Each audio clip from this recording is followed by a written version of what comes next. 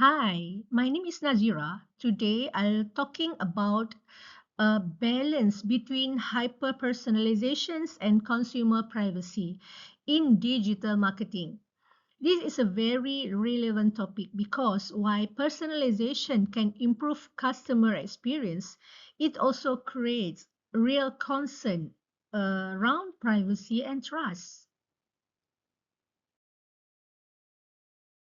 Okay, I will cover a few items in this topic such as introduction and strategic issues, critical review of theories and models, use of secondary research, apply analytical thinking, strategic recommendations, research limitation and future research, conclusion.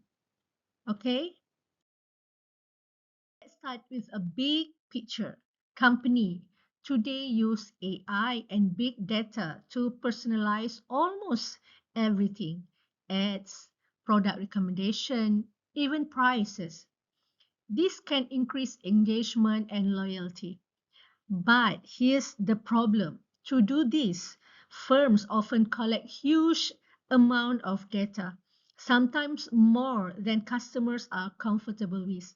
This creates what we call the personalization privacy paradox. If companies go too far, they risk losing trust, facing regulation like GDPR or PDPA, and even damaging their brand reputation. So, the strategic issue is how can company balance personalization and privacy?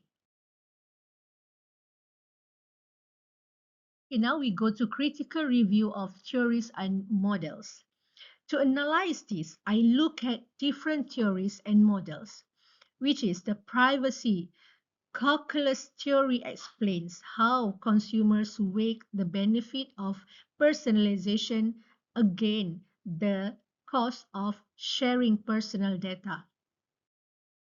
The trust-based framework highlights that trust is the foundation. If customers don't feel safe, they won't share their data. This is related to marketing agility and ethical personalization framework. Personalization models show how AI can tailor experience but also introduce risks like bias or over-targeting. Together, these models help us understand the trade-off why companies must be careful. Now we go to use of secondary research. Of course, this study has limitation. I mainly use secondary data, academic journal reports, and case studies. So I didn't capture real customer behavior. Also, the technology and regulation in this space change very fast, which means today's solutions might be outdated soon. Future research could focus on three things, which is first, testing consumer reactions through survey or experience. Second, studying how new privacy enhancing technologies like federated learning or differential privacy work in real marketing. And third is exploring industry specific dynamics, for example, in healthcare or retail, where privacy expectations are very different. Go to how to apply analytical thinking. Analy- Analytical thinking is looking at industry example. We can see this tension clearly. For example, e-commerce platforms that recommend product based on browsing history can increase sale. But if they start pushing too many personalized ads, consumers may feel like they're being they're being watched. Similarly, streaming service also algorithm to suggest contents, but if recommendation feel too invasive, user lose trust. So personalization needs to be useful, not creepy. The balance really matter.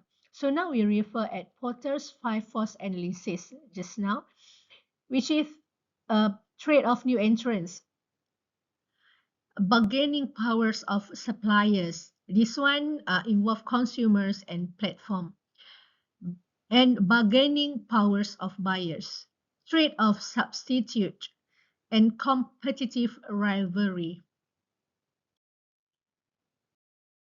Okay, firms must invest in trust, privacy, complaint, in innovation, and value-driven personalization, and privacy-first alignment critical for sustainable competitive.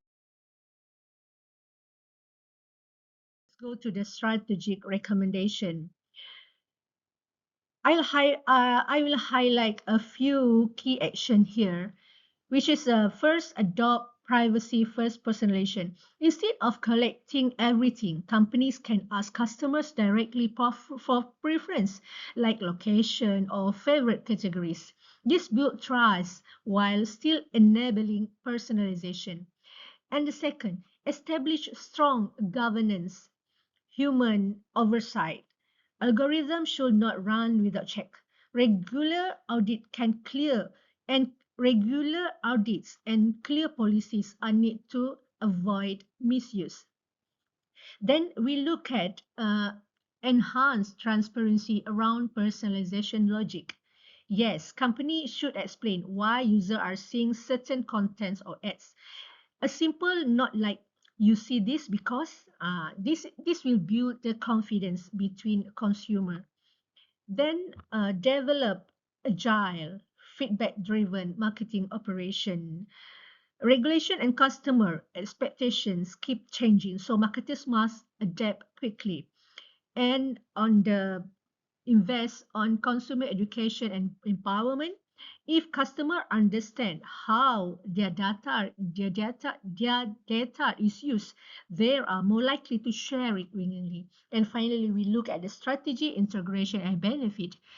This combining interest recommendation to reduce reputation regulatory risk, build consumer loyalty, and differentiation in privacy.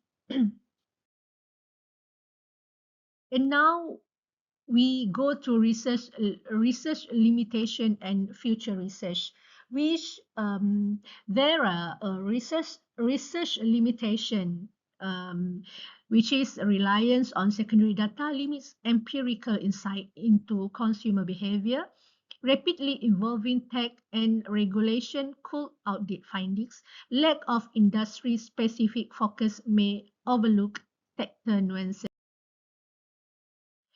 For future research directions, we can see three items here is empirical consumer studies, effectiveness of PETS and regulations, and sector-specific dynamic, which is empirical is examine the real tolerance for personalization using privacy calculus and dual privacy framework.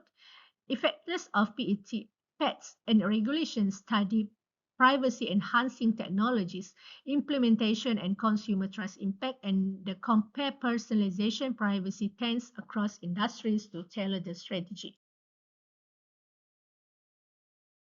The conclusion. To conclude, personalization is powerful, but it's also risky if not managed responsibly. Companies need to treat privacy as a value proposition, not just a legal requirement. By focusing on transparency, governance, agility, and education, brand can deliver personalized experience without losing customer trust. At the end of the day, the companies that succeed will be the one that consume customers trust the most. Thank you for listening. I hope this presentation will give us a useful insight into how digital marketers can balance personalization and privacy in a responsible way. Thank you.